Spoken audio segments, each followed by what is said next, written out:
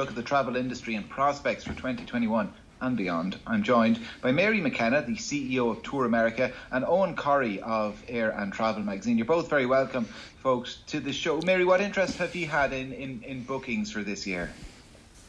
Yes, thank you, Kieran, for having me here today.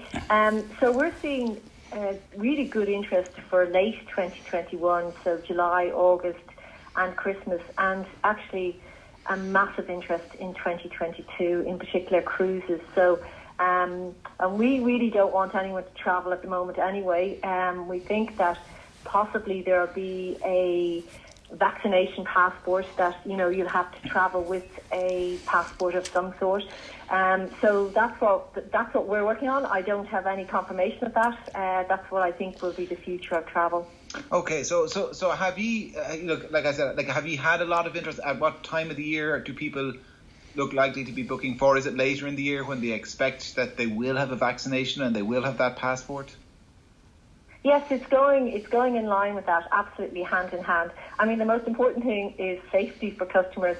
And I think even if you think of yourself or myself, when do we think it'll be safe to travel? So that's the pattern we're seeing. There is a very good interest. In particular, we're seeing a good interest in the States because the US dollar, the euro is very strong against the US dollar. It's gone over 120. We have a new president there. That is actually generating a lot of interest as well. So, and people have a hype up, a big demand for summer holidays. They can't wait to get away. So it's been really tough for our industry and for customers. And it looks like to me that they're really thinking about a big holiday. So we're seeing a big change in looking at 5-star hotels and business class and suites on cruise ships. So they're saving up and they're looking for a really good holiday. Yeah, well, we know there's about 130 billion on deposit in Irish banks, so a lot of people have savings and they're going to want to spend some of it, I'm sure, when we come out the other side of this. I mentioned Eoghan Corry of Air and Travel magazine. Eoghan, a lot of people would have cancelled holidays last year. Now, some got refunds, others would have deferred until this year. If it's in the first half of this year, it might not look likely that it's going to go ahead. What is the situation for those people? You're right, Kieran. There are about 400,000 deferred holidays. There are also a lot of vouchers. Some of them will be coming up for payment this month in the travel trade that Mary's part of. There were 9-month vouchers operated during the summer. There's about 17 million euro in play with those.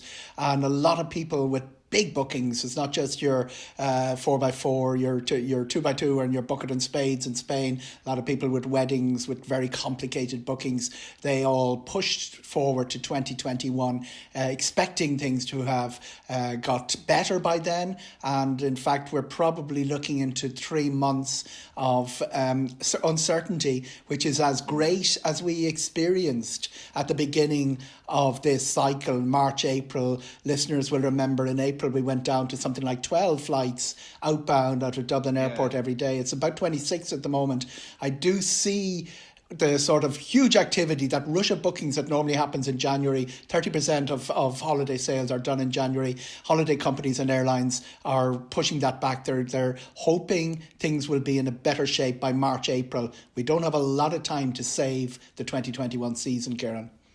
I'm conscious that some people last year who had to cancel things, that it was relatively straightforward because a lot of flights were cancelled. So there was no question about getting refunds or getting some sort of voucher that they could use down the line.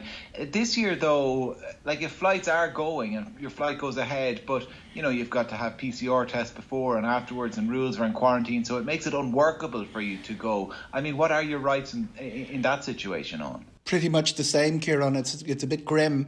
If the flight takes off, you don't get a refund. It's your decision not to travel. If the airline cancels the flight, you do get a refund.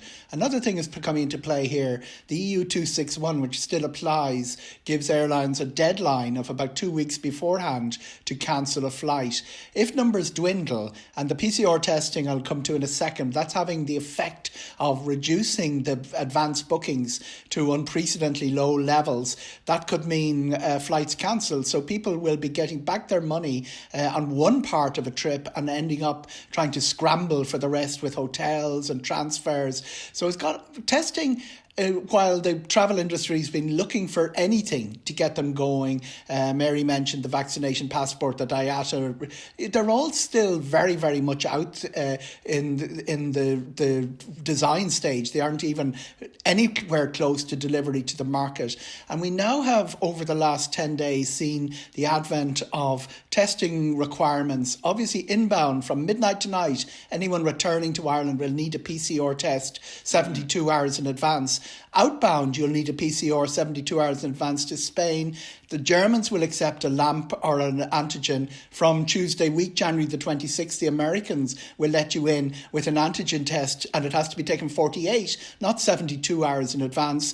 Thankfully, Portugal, France and Italy are still letting Irish people in, but it's got very complicated.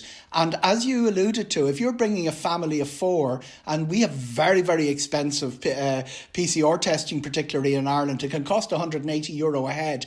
That means that what seemed like a good idea when you booked it or moved it forward is no longer viable. And if the plane takes off, you're not entitled to a refund. Is that the future, as you see it, the kind of the intermediate future for international travel, and move towards antigen testing before and after flying as opposed to PCR? I'm not sure what the future is. What is clear is that what we're looking at now is a complete mess. From the end of January, Ryanair will look at their bookings and they will cut connectivity from Ireland to the sort of levels that we saw back in March and April. That will have knock-on effects. It's not really about holidays at this stage. It's about business travel and connecting families. And for instance, the healthcare workers, who 43% of our healthcare workers are from abroad. So all of that connectivity is going to suffer a damage because of that, making it up as we go along with different tests and testing regimes, which the politicians across Europe, it's not an Irish problem, the politicians across Europe are responding to levels of debate and the demands of their consumers out there and the great fear that's out there. There's no end date to it, Kieran, which is a big criticism. Once you introduce a policy like that, it's very difficult for a politician to start saying, it's safe enough to move, because obviously if numbers go up, they then get upbraided for it. So when I talk about March and April, Niall Gibbons, Tourism Ireland are hugely important. Tourism industry was on your programme talking about, March is when they can start planning again. All of that, which looked a little bit more likely in mid-December and pre-Christmas, is now looking even more uncertain because of the willy-nilly way that different travel requirements and testing requirements are being introduced. Mary, all of this makes me think that you and your colleagues are probably thinking, 2022 is the recovery.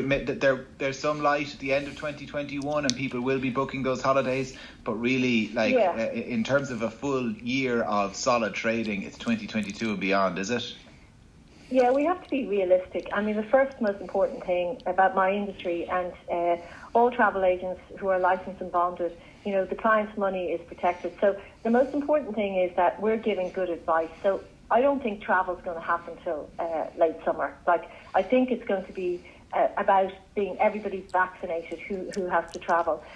We are seeing there is light at the end of the tunnel, and I have to say to my colleagues in the industry, I'd say 95% have done all their refunds, up to 95% refunds. So even when you talk about vouchers and refunds, the importance of booking with the travel company, because they are taking care of you. And I'm talking about my whole entire industry in Ireland, because I know all of them. There's only 200 of us. And we've worked so hard since March last year, continuing working. We couldn't close up shop, taking care of our customers. And I'm very proud. I think we've done a very good job. And the refunds should have been made to all their customers. I'm proud of my staff. I see a great future ahead. We just have to get through it. It's been painful, no doubt about it, but it's been painful for everyone. And I think the most important thing as a leader of my business is that, our customers are safe, that we've done a good job, that we've minded them well, and that they remember to book with Irish companies in the future. Mary McKenna, Tour America EY Entrepreneur of the Year finalist as well, and Eoghan Corry of Air and Travel magazine.